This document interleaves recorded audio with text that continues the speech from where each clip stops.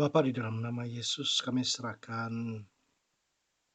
waktu perenungan kami di pagi hari ini, siang hari maupun malam hari ini, di waktu dan saat di mana kami bisa mendengarkan melalui audio ini, Tuhan. Dan aku berdoa yang Kau berikan hikmat dan pewahyuan untuk mengerti akan isi hati Tuhan di dalam hidup kami. Terima kasih Tuhan Yesus. Kami berdoa dan mengucap syukur dalam nama Yesus. Amin. Shalom Bapak Ibu Saudara yang sekalian dalam Tuhan. Saya ingin membagikan satu buah renungan firman Tuhan hari ini mengenai pertanyaan siapa itu orang Kristen. Saya memandang perlu untuk menyampaikan hal ini biar kita kembali bisa melihat identitas kita sebagai orang percaya. Roma pasal 1 ayat 18-20 berkata, sebab murka Allah nyata dari sorga atas segala kefasikan dan kelaliman manusia yang menindas kebenaran dengan kelaliman. Karena apa yang dapat mereka ketahui tentang Allah nyata bagi mereka, sebab Allah telah menyatakannya kepada mereka. Sebab apa yang tidak nampak daripadanya, yaitu kekuatannya yang kekal dan keilahiannya, dapat nampak kepada pikiran dari karyanya sejak dunia diciptakan, sehingga mereka tidak dapat berdalih. Saudara, sejak kejatuhan Adam, manusia telah berusaha untuk menemukan jalan kembali ke Tuhan.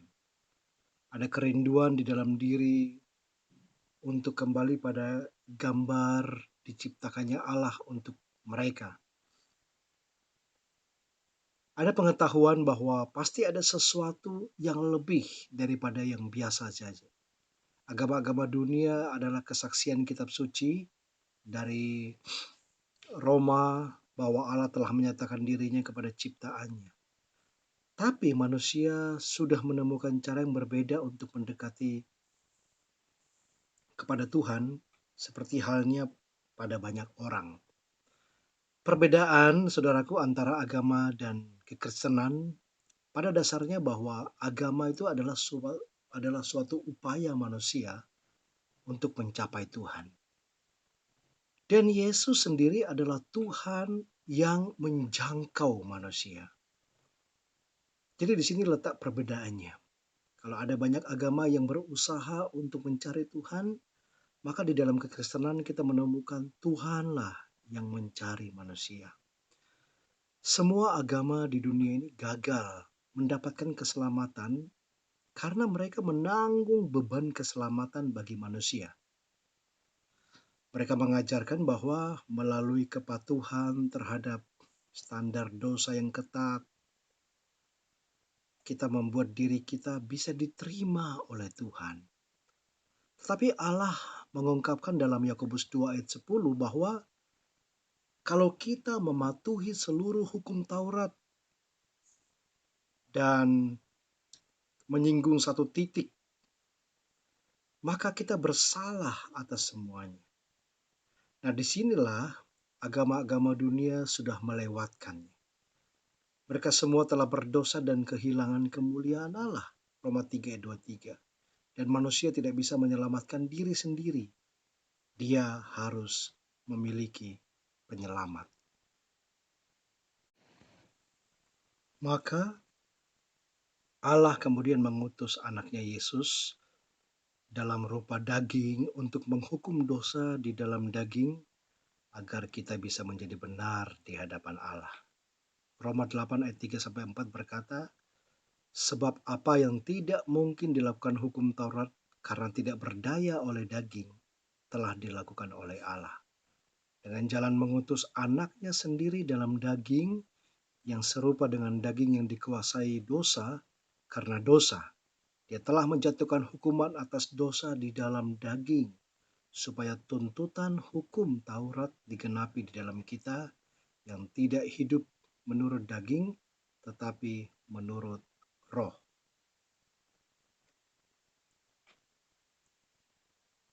Bapak Ibu yang saya kasih dalam Tuhan, kita kemudian diterima oleh Allah melalui siapa Yesus itu dan apa yang Dia lakukan. Efesus 1 ayat 6, supaya terpujilah kasih karunia-Nya yang mulia yang dikaruniakannya kepada kita di dalam Dia yang dikasihinya.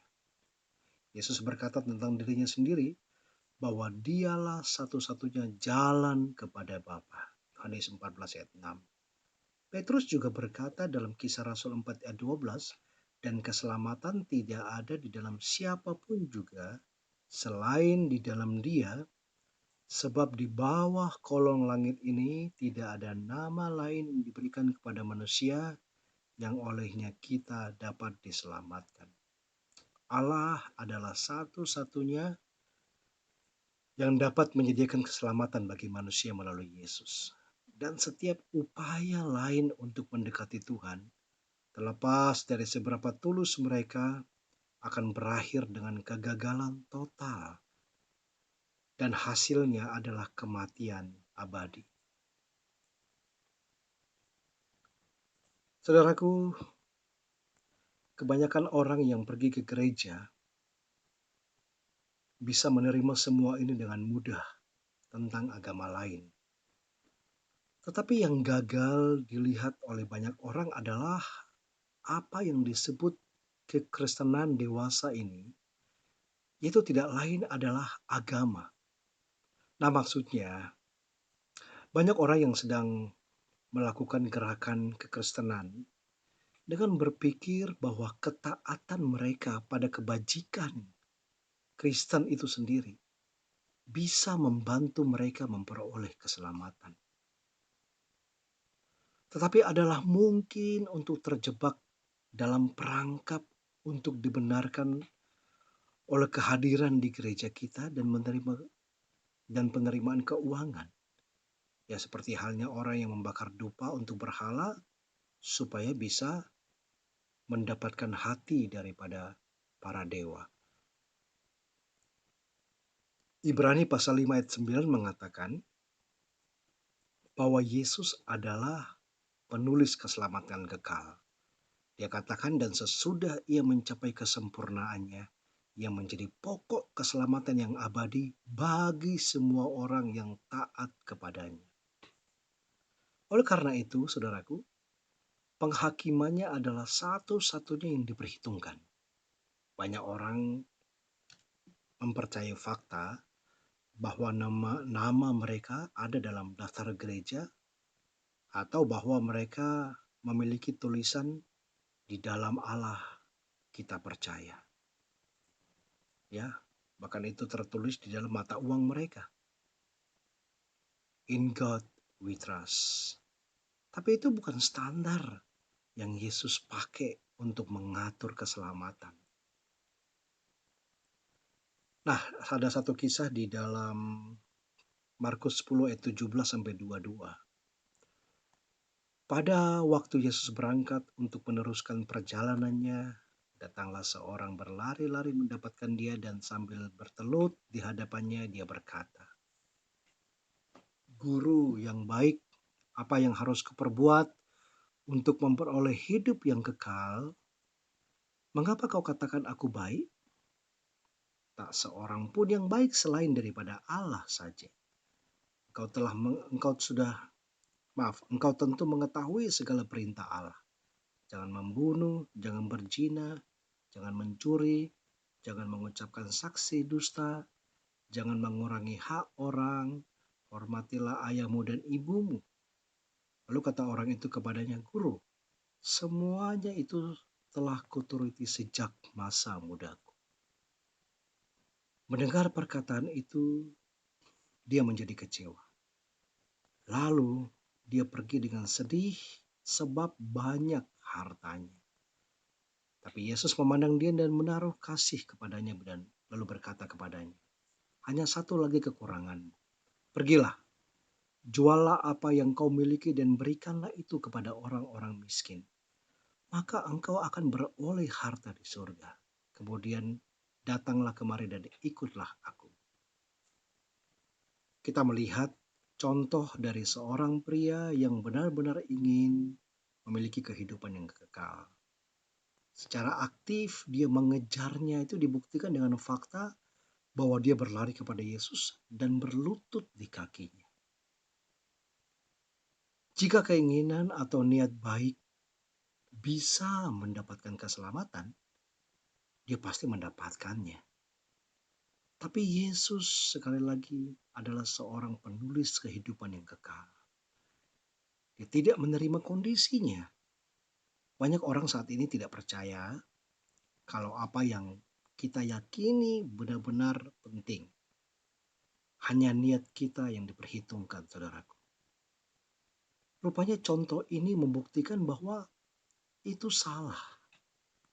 Pria ini mencari hal yang benar dan dia bahkan mendatangi orang yang tepat, tapi dia melakukan sejumlah kesalahan.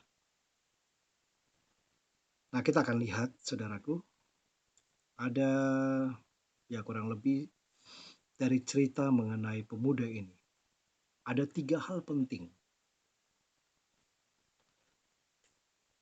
bahwa niatnya untuk mencari kebenaran, tetapi dia melakukannya dengan beberapa kesalahan. Ayat 17 dari ayat ini, dia katakan, dia hanya mengaku Yesus sebagai Tuhan yang baik. Dia katakan guru yang baik. Apa yang harus kuperbuat untuk memperoleh hidup yang kekal? Ayat 17 dari Markus 10 tadi. Yesus menjawab dengan mengatakan, "Mengapa kamu menganggap aku baik?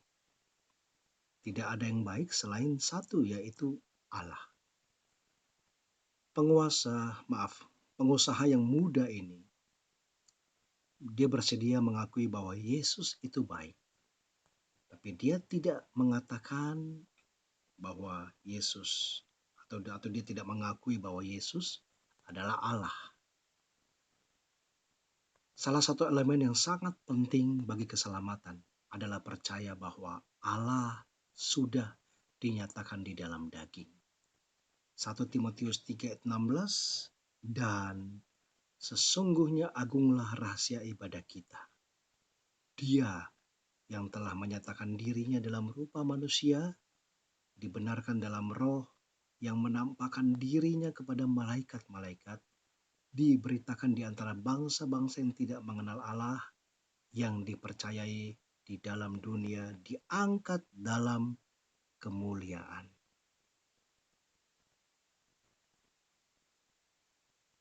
Setiap pemimpin besar dari berbagai agama di dunia ini mengakui kebesaran akan Yesus. Tapi sayang Bapak Ibu, mereka menolak klaim Tuhan atas keilahiannya. Mereka cukup menganggap dia hanya sebagai nabi. Mereka cukup menganggap dia hanya sebagai orang yang baik. Tapi mereka gagal untuk memahami bahkan menerima dia sebagai Tuhan. Ketika Yesus ditanya oleh para imam kepala, dia mengakui bahwa dia adalah Kristus. Injil Matius 26 ayat 63-64 berkata, tetapi Yesus tetap diam. Lalu kata imam besar itu kepadanya, demi Allah yang hidup, katakanlah kepada kami, apakah engkau Mesias, anak Allah atau tidak? Dan ayat 64, jawab Yesus, engkau telah mengatakannya. Akan tetapi aku berkata kepadamu, mulai sekarang kamu akan melihat Anak Manusia duduk di sebelah kanan yang Maha Kuasa dan datang di atas awan-awan di langit. Kepala imam dan tua-tua mengatakan bahwa dia telah berbicara penistaan atau dianggap berasal dari Tuhan sendiri. Yesus harus menjadi lebih dari manusia yang baik untuk menjadi korban bagi seluruh umat manusia. kehidupan satu orang hanya bernilai hidup satu orang.